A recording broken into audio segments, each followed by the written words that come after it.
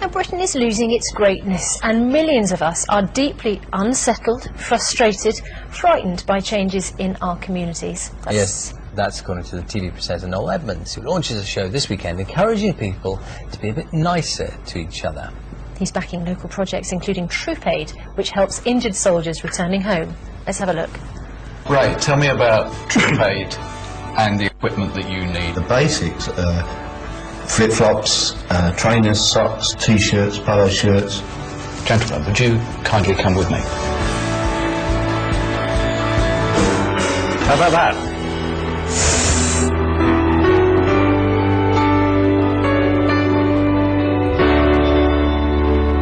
I don't know what to say. That's top, that isn't it? That is absolutely fantastic. And Noel Edmonds joins us now. Just explain what we were seeing there. What is Troop Aid? Well, I am a little bit confused as well.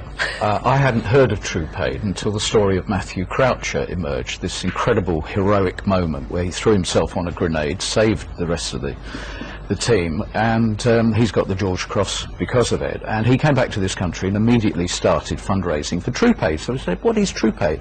Well, apparently our troops returning from conflict in Afghanistan and Iraq don't always get the basic necessities that they need. Now, the MOD say they do, so I'm not pointing a finger, but it does seem extraordinary that a charity is needed to provide them with clothing and toiletries for the flight, etc. But we're helping Troop Aid, and we're going to give them a surprise tomorrow night on Sky TV. So the idea is that the programme, the whole idea of the programme is it's a kind of, you're helping. I'm not quite clear. It's a response to the fact that clearly millions of people in this country are very unhappy about British society. There are lots of people very worried about the way we bring up our children.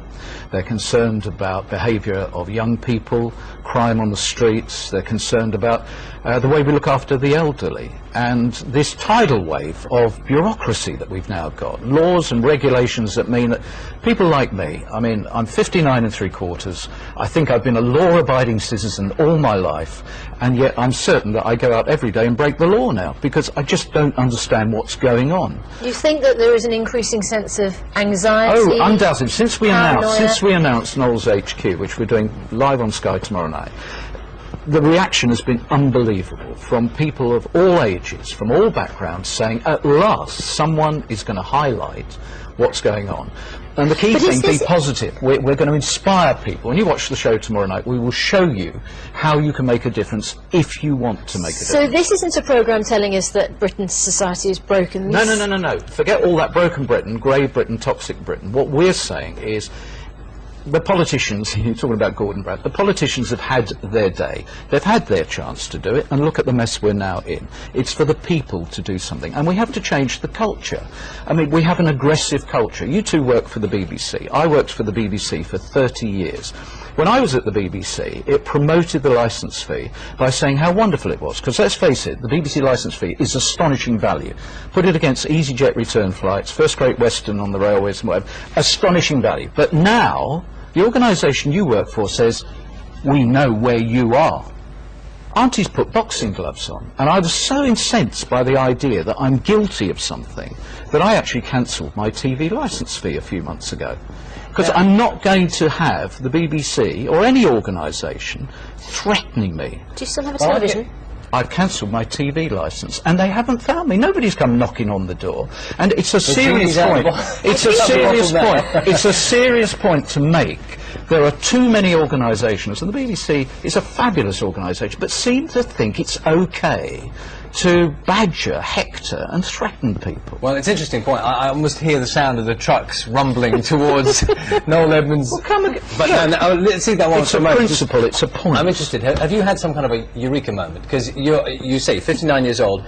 Have you know, is it something to do with age where you kind of think, well, there's good things that can be done, and I can do something? I mean, no, because you're connected with fun telly and silly telly and all that stuff. What's going on there? Well, I think you can still inform and you can still change with entertainment, and the show tomorrow night will be very entertaining. We are definitely not saying it's all over for Britain, but there are some harsh facts about the way in which people want to leave the country. We know we've got serious issues with knife crime, one of the subjects that we touch on tomorrow night, and I believe television has a role to help change Britain. What that role is, I don't know. Tomorrow we take one step on a long journey.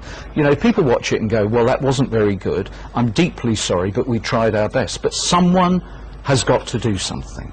And you think that a television programme can do that better than the politicians? I think most certainly it's down to the man in the street, every single person, individuals watching us this morning, to say, well, what did I do today for Britain? What did I do for people I don't know? Random acts of kindness is another subject we touch on.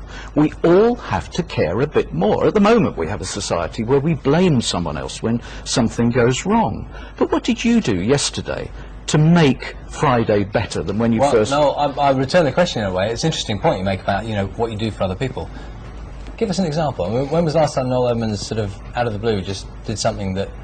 I'm not talking about some great charitable donation. No, you know, one of those things. I try my very best to live my life in a very positive way. I always carry scratch cards with me, and it's quite good fun to give somebody a scratch card as a thank you for something that they've done. I've actually paid for the person in front in the coffee queue in Starbucks. I've actually paid at a motorway service station for somebody's petrol. It's very interesting, and I'm of course not representative because I'm fairly well known, but it's very interesting to see the reaction of people. Initially, I mean, I was on the One show this week and they tried it, and initially everyone gets very, oh, well, no, I don't want your gratitude, I don't want your freebie. But doesn't that say so much about this insular world we've created? We're all frightened to engage with each other. It's an intriguing subject. Noel, thank you very much for coming. Fascinating talking to you. Well, thank you. I hope I'm in front of you in the coffee queue after the programme.